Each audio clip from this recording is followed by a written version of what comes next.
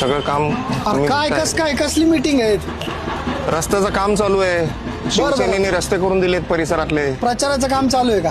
प्रचार जोरात चालू आहे एकदम. वा वा वा वा वा वा. काय म्हणता, का हो प्रचार कस काय? एकदम जोरात आहे. जोरात आहे. तुमचे उमेदवार काम करते का नाही इकडे? हो, आमच्या उमेदवारांनी सगळे काम उमेदवारांनी केले आमचे. बर बर बर. काय ताई, बरोबर आहे का? हो बरोबर आहे. उमेदवारांनी काम केले त्याच्या अगोदर? भरपूर सारे केले काम. बर बर बर बर. तुमचा तर लयच बोलबाला आहे. हा, शिवसेना आहे. वा वा वा. बर, मला एक सांगा, आता तुम्ही या निवडणुकीत उभा आहेत, तर एकंदरीत तुम्ही राजकारणात कसं काय आले? तुमचा जरा काय, तुम्हाला राजकारणाची काही पार्श्वभूमी वगैरे असं काही? काहीच पार्श्वभूमी नव्हती राजकारणाची. 18 वर्ष पत्रकार म्हणून काम केलं. बर. या सगळ्या समस्या, जो रस्त्यावर आपण उभे आहेत त्या रस्त्याची अवस्था खूप वाईट होती. असे सगळ्या समस्या आम्ही बातम्यांमधनं मांडत होतो. मग मला असं वाटलं का राजकारणात यावं, या समस्या आपण सोडवाव्यात राजकारणात येऊन. श्रीकांत शिंदे साहेबांचं काम खूप चांगलं आहे. अंबरनाथ शहरात त्यांनी खूप मोठे मोठे प्रकल्प आणलेत आणि त्याच्यामुळे त्यांचा प्रभावित झालो मी आणि राजकारणात आलो. अच्छा अच्छा. मला आता तुम्ही श्रीकांत शिंदे साहेबांचा उल्लेख केला, तर मला एक सांगा की तुम्ही ज्या पक्षासोबत काम करत आहेत, ज्या नेत्यांसोबत काम करतात, त्या नेत्यांबद्दल काय सांगू? त्यांचं ते करतात का इकडे कामं, किंवा ते पक्षामध्ये तुम्ही समाधानी आहात का? कसे आहेत, काय? हे उमेदवाराला विचारण्यापेक्षा तुम्ही सर्वसामान्य अंबरनाथकरांना विचारा की श्रीकांत शिंदेचं अंबरनाथमध्ये किती काम आहे.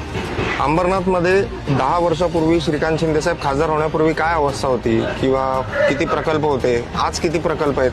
आज अंबरनाथची ठाण्याशी स्पर्धा सुरू आहे. नुकतंच धर्मवीर आनंदीगे नाट्यगृहाचं लोकार्पण उपमुख्यमंत्री एकनाथ शिंदे साहेबांच्या हस्ते झालं.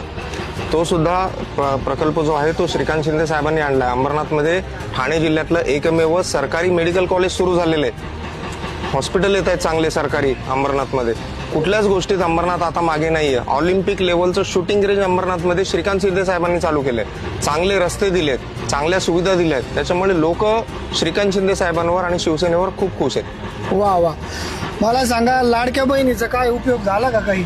खूप लाडक्या बहिणीचा खूप उपयोग झाला. महिलांना भरपूर, म्हणजे दर महिन्याला पैसे येतात, त्यात खूप आनंद आहे. कोणी औषध गोळ्यांना गरीब, जास्ती गरीब महिला असताना त्यांना खूप पैशांचा लाभ झाला. आता तुम्ही उमेदवार म्हणून उभे आहेत, तर काय तुमच्याकडे महिला काही प्रॉब्लेम घेऊन येतात? कसं काय नाही, महिला बोलतो आपले ते, म्हणजे आपले शिशी रोड, गटारी, आम्हाला पाणी वगैरे व्यवस्थित विकास पाहिजे आम्हाला. बाकी दुसरं काही नाही, विकास पाहिजे. बरं. तर मला आता एक सांगा की आम्ही अंबरनाथकरांनी तुम्हाला का म्हणून निवडून द्यायचं, की तुमची काय पुढची नियोजन आहे अंबरनाथकरांसाठी?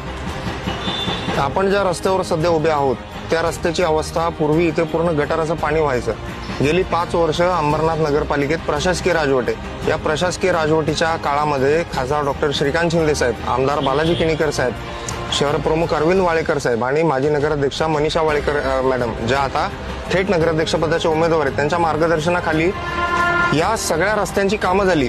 नगरसेवक नसताना सुद्धा शिवसेनेनं संपूर्ण प्रभागाचा विकास केलाय. 80 ते 90% रस्ते या प्रभागातले सिमेंट कॉन्क्रीटचे झालेत. नवीन गटारं बांधली आहेत. लोकांना मुबलक पाणी या ठिकाणी मिळतंय. कुठल्याही प्रकारची समस्या लोकांना नाहीये. त्याच्यामुळे जर भविष्यात सुद्धा या ठिकाणी शिवसेनेचा नगरसेवक आला तर पूर्ण प्रभागाचा कायापालट या ठिकाणी होणार आहे. वा वा.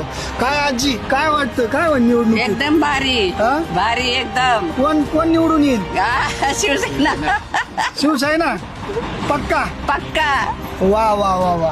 पाहिलं का, आजीनी बी एकदम दमदारपणे सांगितलं का नाही का येणार ते शिवसेनाच. उद्घाटन केलं, उद्घाटन. वा वा. उद्घाटन तुम्ही केलं वे?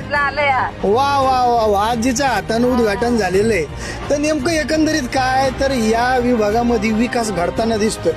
ताईमाई अक्का, तुम्हीच आता विचार पक्का करा आणि कोणाला निवडून द्यायचं ते तुम्हीच ठरवा. काय तुमचे प्रश्न घेऊन आपण उमेदवारांना भेटतोय आणि त्यांच्याकडून तुमच्या प्रश्नाची उत्तरं घेतोय. चला, अजून बऱ्याच उमेदवारांना भेटायचंय.